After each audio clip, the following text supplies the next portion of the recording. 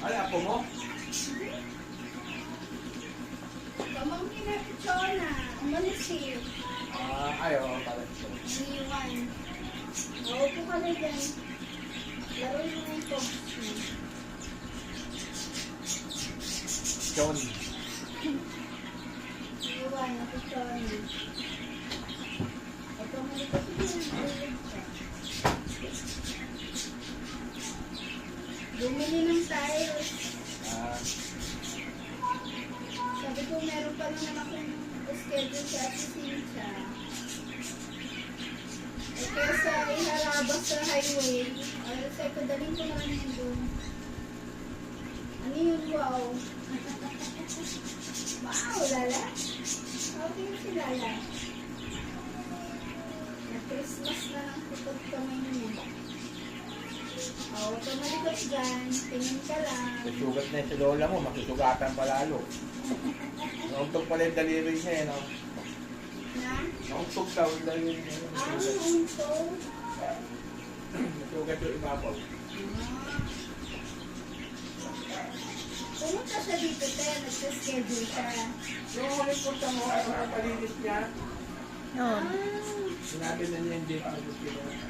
Yung date. Talaga. Pala desisyon pala rin. Sabi niya, basta mo ako sa 23 ah. Pinakalimutan mo daw kasi. Basta mo ako sa 23 ah. Sabi na hindi ng oras mo. Eh, sabi ko, buti pa makaano ka. Kasi pag ganitong may okasyon, hindi mo talaga maano sa Cynthia. Maraming, hindi ka talaga makasingit. Pero sa appointment.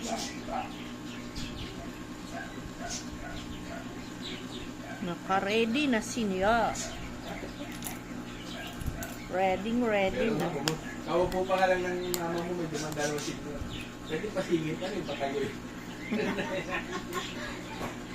Ay nako.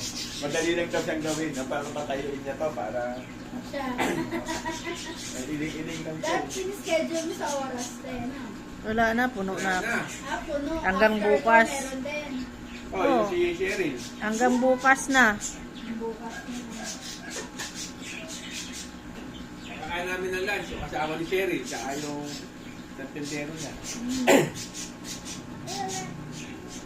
Ito si Cheryl, mga ano ba ito nagpa-schedule? First week ng December. Baka uwi sila mamaya. Yan na, naglaro ka lang.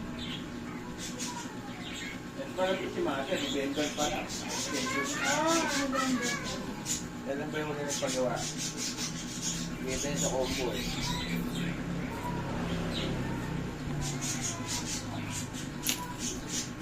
Wala kayo kay mother. Oh, isang buwan, November 24.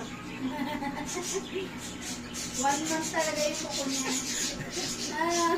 Nagulat niya ako sila tumukot eh. Oo, buti nagpa-schedule ka.